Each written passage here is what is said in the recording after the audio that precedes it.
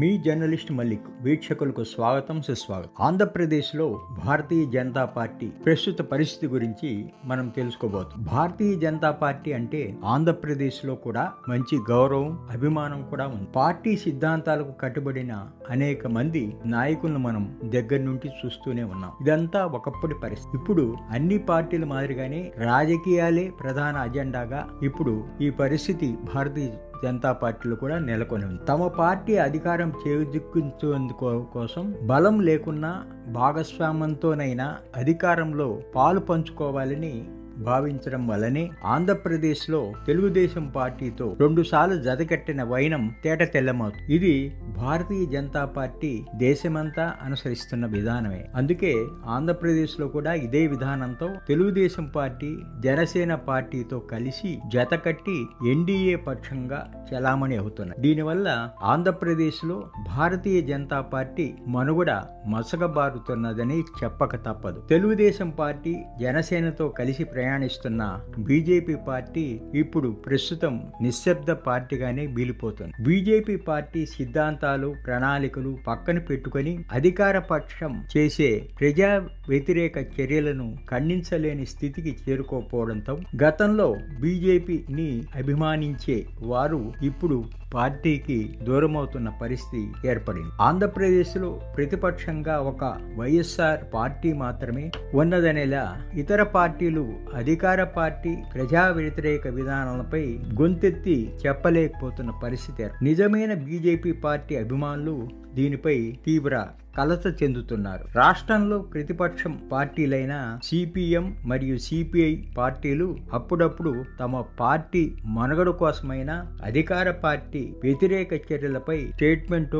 చిన్నపాటి ఉద్యమాలు చేయడం మనం చూస్తున్నాం. దీంతో వారి ఉనికిని కాపాడుకుంటున్నారు. అధికార పక్షంలో భాగస్వామ్యమైన కారణాన బీజేపీ పార్టీ అధికార పక్షం ఏం చేసినా బీజేపీ ఇమ్మనకుండా ఉండాల్సిన ఈ పరిస్థితి ఏర్పడింది. నిజంగా భారతీయ జనతా పార్టీ గుర్తింపు, ప్రతిష్టను కోల్పోయే పరిస్థితి ఆంధ్రప్రదేశ్లో ఏర్పడిందని చెప్పడానికి విచారం వ్యక్తం చేస్తున్నాం. 2014లో తెలుగుదేశం పార్టీతో బీజేపీ జతకట్టి ఉమ్మడిగా ఎన్నికల్లో పోటీ చేశారు. అయితే 2018లో టీడీపీని భారతీయ జనతా పార్టీ విభేదించింది. అప్పుడు తెలుగుదేశం పార్టీ నాయకులు భారతీయ జనతా పార్టీని, ప్రధాని మోడీని వ్యక్తిగతంగా తీవ్ర విమర్శలు చేయడమే కాకుండా ఆయన ఆంధ్రప్రదేశ్ పర్యటనకు విచ్చేసిన సందర్భంలో నల్ల బాడ్జీలతో గో బ్యాక్ నినాదాలు కూడా చేయడం జరిగింది. అంతేకాదు ఇప్పటి కేంద్ర మంత్రి అమిత్ షా తిరుపతి పర్యటనలో తెలుగుదేశం శ్రేణులు ఆయనపై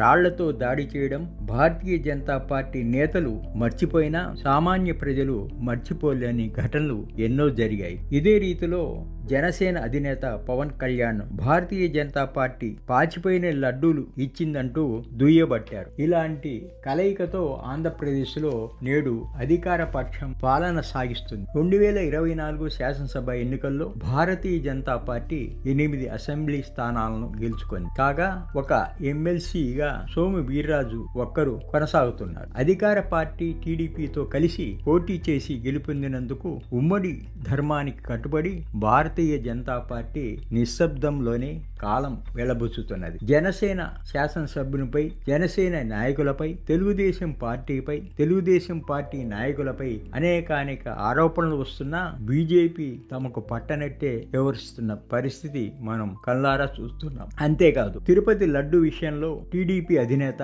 జనసేన అధినేతలు చేసిన నానా యాగి హిందుత్వానికి, సనాతనకి సంబంధించిందైనా ఈ విషయంలో కూడా ఆంధ్రప్రదేశ్లోని, దేశంలోని ఇతర భారతీయ జనతా పార్టీ నాయకులు పట్టించుకోకపోవడంతో బీజేపీ పార్టీకి విపరీతమైన నష్టం వాటిల్లిందనే మనం చెప్పక తప్పదు. ఇంతేకాదు మరో విషయం మనం చర్చించుకోవాలి. గతంలో అంటే 2014లో భారతీయ జనతా పార్టీ మద్దతుతో తెలుగుదేశం పార్టీ గెలుపొంది. 2024 ఎన్నికల్లో తెలుగుదేశం పార్టీ, జనసేన పార్టీలతో పాటు భారతీయ జనతా పార్టీ కలిసి పోటీ చేసి గెలుపొందిన మంత్రివర్గంలో బీజేపీ భాగస్వామ్యం కాలేదు. ఇంతవరకు ఇది సంతోషించదగ్గ విషయమే. కొన్ని అసెంబ్లీ స్థానాల్లో అధికార తెలుగుదేశం పార్టీతో జతకట్టిన స్థానిక బీజేపీ నాయకత్వం వారితో మమేకమై వారి స్వలాభాలు పొందుతూ బాగా ఆర్జిస్తున్న పరిస్థితి కొన్ని ప్రాంతాల్లో నెలకొని ఉంది. దీనికి అలవాటు పడిన కొందరు బీజేపీ స్థానిక నాయకత్వం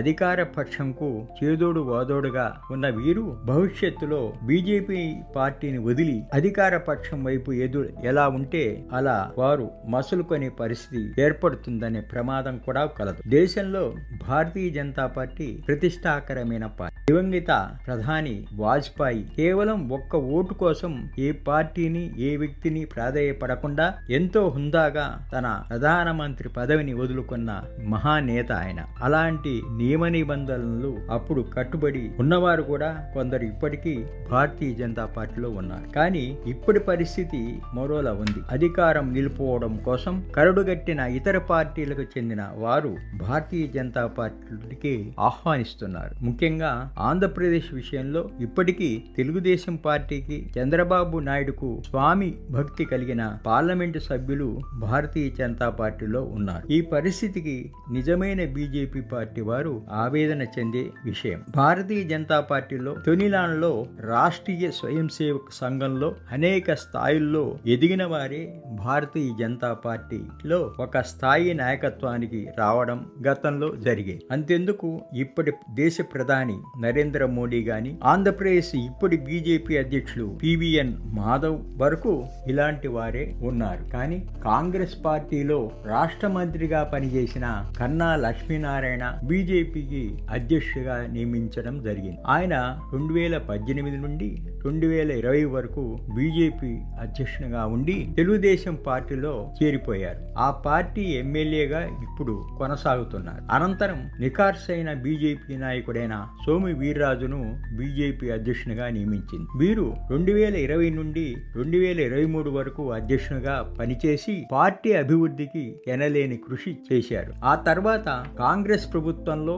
కేంద్ర మంత్రిగా పనిచేసిన పురంధరేశ్వరి బీజేపీ పార్టీలో చేరడం, ఆమెను ఆంధ్రప్రదేశ్ లో బీజేపీ అధ్యక్షురాలుగా నియమించడం జరిగింది. ఈమె 2023 నుంచి 2024 ఎన్నికల వరకు ఉన్నారు. దీనివల్ల బీజేపీ పార్టీ వారైనా వారికి ఎంత నేర చరిత్ర ఉన్నా ఎంతటి అవినీతి పరులైనా భారతీయ జనతా పార్టీలో సులువుగా చేరడం అనేది జరుగుతున్నది. అలాంటి వారు బీజేపీ పార్టీలో చేరంగానే గంగాస్నానం చేసి మోక్షం పొందినట్లుగా అధినాయకత్వం భావిస్తుంది. దీంతో భారతీయ జనతా పార్టీ అన్ని రాజకీయ పార్టీల మాదిరిగానే ప్రజలు భావించే స్థితికి చేరిపోయింది. ఆంధ్రప్రదేశ్ లో భారతీయ జనతా పార్టీ చరిత్ర మనం ఒకసారి గుర్తు చేసుకుందాం. 1980లో జాతీయ స్థాయిలో పాటే ఆంధ్రప్రదేశ్ లో కూడా బీజేపీ పార్టీ ఏర్పడింది. ప్రారంభంలో పార్టీ కార్యక్రమాలు పెద్దగా ప్రాధాన్యత లేకపోయినా క్రమంగా తమకో స్థానం కోసం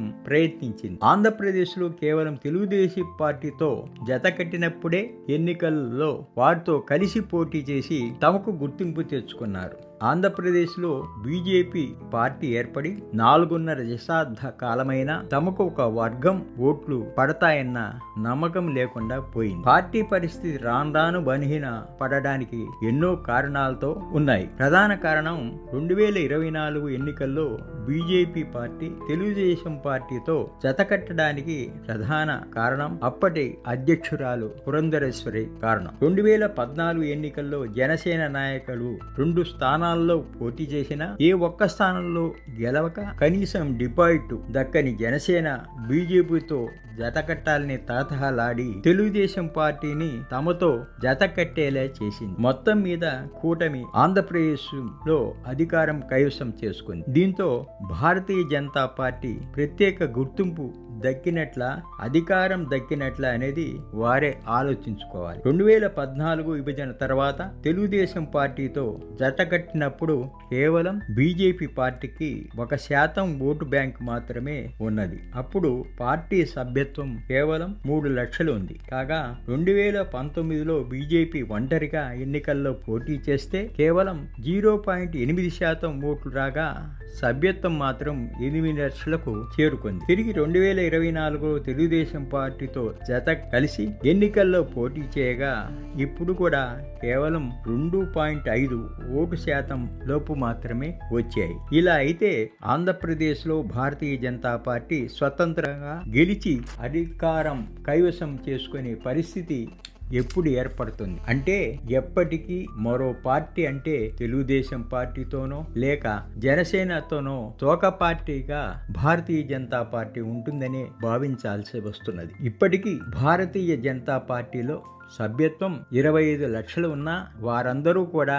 బీజేపీ పార్టీకి ఓటు వేసే పరిస్థితి లేదన్నది తేటతెల్లమవుతుంది. మనకు పొరుగు రాష్ట్రమైన తెలంగాణలో ఇతర ప్రతిపక్ష పార్టీలైన బీఆర్ఎస్, కాంగ్రెస్ పార్టీలు ధీటుగా బీజేపీ పోటీ పడుతుండగా ఆంధ్రప్రదేశ్లో ఈ పరిస్థితి కనుచూపు మేరలో కనిపించని పరిస్థితి ఏర్పడింది. ఆంధ్రప్రదేశ్లో భారతీయ జనతా పార్టీకి ఉన్న బలహీనతలు స్థానిక నాయకత్వం లోపం, బలమైన నాయకులు లేకపోవడం, ఆంధ్రప్రదేశ్ హక్కుల గురించి పట్టించుకోకపోవడం, ఏపీకి ప్రత్యేక హోదా ఇవ్వలేదనే విమర్శ భారతీయ జనతా పార్టీకి అపప్రద ఉంది. అంతేకాదు ఆంధ్రప్రదేశ్లో బీజేపీ పార్టీ ఉన్న చాలా చోట్ల గ్రూపులు ఉన్నాయి. ఈ గ్రూపుల కారణంగా పార్టీ ఆయా ప్రాంతాల్లో ఎదగలేకపోతున్నది. ఇది ప్రధాన కారణంగానే భావించాలి. హిందుత్వ, జాతీయ అంశాలు యువతతో ఆకర్షించలేకపోయిన పరిస్థితి ఏర్పడింది. భవిష్యత్తుపై విశ్లేషణ లేకపోవడం, ఎప్పుడు కూటములపై